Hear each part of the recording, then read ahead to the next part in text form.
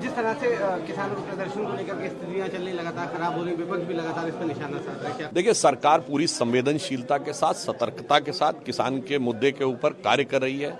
उनकी अधिकांश मांगों को स्वीकार भी कर लिया और आगे भी सरकार पूरी संवेदनशीलता के साथ काम करेगी।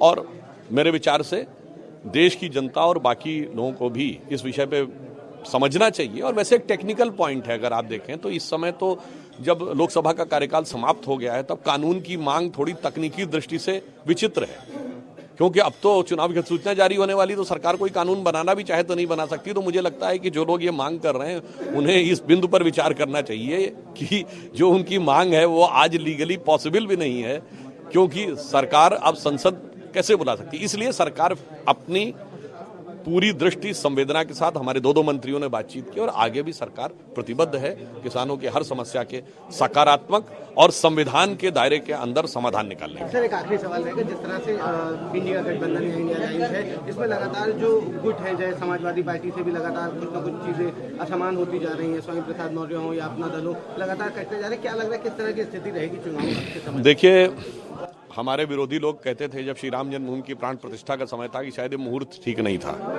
और मैं पूछना चाहता हूं कि राहुल गांधी की यात्रा का मुहूर्त किसने तय किया था?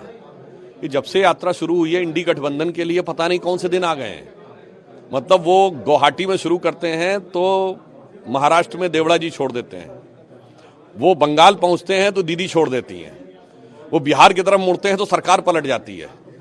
उत्तर प्रदेश में अभी आए नहीं कि अखिलेश जी से खटपट शुरू होने लगी है और केजरीवाल जी से पंजाब में मामला वो हो गया है, उनकी पार्टी के अंदर ये हो रहा है। तो मुझे लगता है कि इनके लिए ये कहना चाहिए कि वो इंडी गठबंधन जिस रास्ते पे चल रहा था उसकी तो कोई मंजिल ही नहीं थी। तो इनके लिए एक पंक्ति कहना चाहूंगा, इन्होंने अपना रास्ता और सोच कभी नहीं बदली है कि कश्ती भी नहीं बदली और दरिया भी नहीं बदला, पर इन डूबने वालों का जज्बा भी नहीं बदला है। शौक सफर ऐसा, एक उम्र हुई हमने, मंजिल भी नहीं पाई, रास्ता भी नहीं बदला।